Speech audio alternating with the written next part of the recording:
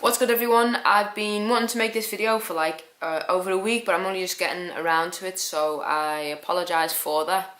Basically, what I wanted to do is a short recap of the mock meet at Taylor Strength. What I'm going to take from that in the run up to my first official competition in October, and what I'm going to do in training this time around. So on the actual day, I was quite nervous, would be an understatement. After my first squat attempt, then I kind of felt fine. I think it's the best environment ever to lift in, and so I actually lifted the best that I've ever lifted, the quickest that I squatted, the quickest I've ever squatted, like coming up out of the hole.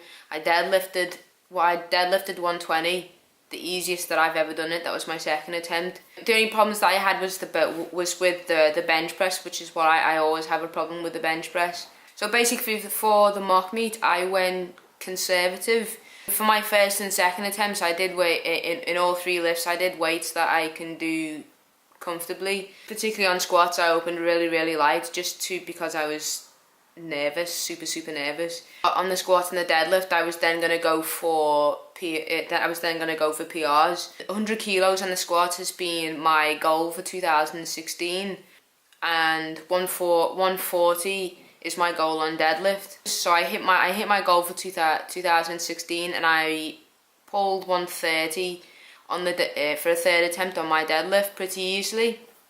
So I'm 10 kilos off my goal for the deadlift. So I'll talk about the squat first. It went as well as I could have hoped for it to go. 80 kilos moved the quickest it's ever moved. 90 kilos moved pretty quick, and then 100 kilos was easy also, much easier than I thought it was going to be, so that I was super pleased with that. One of the things that I noticed with my third attempt squat was there was a slight sticking point. If you look at the video, the moment that it comes to a sticking point, you can kind of see that one heel flickers, one heel comes up for a split second and then back down, and then that's when I break through the sticking point, and it moves. It moves at a normal speed again. It's a problem that I've been having in general, because my sticking point is never from the hole. It's always just outside of it.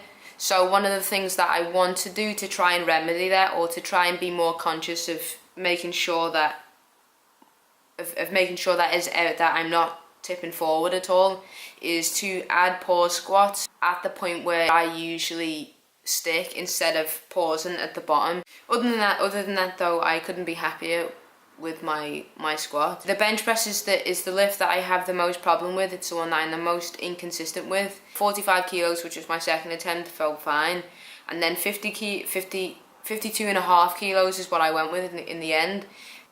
I brought it down too high on my chest, and then just couldn't press it back up, and I kind of knew that I brought the bar too high on my chest, kind of a second or so into bringing it down.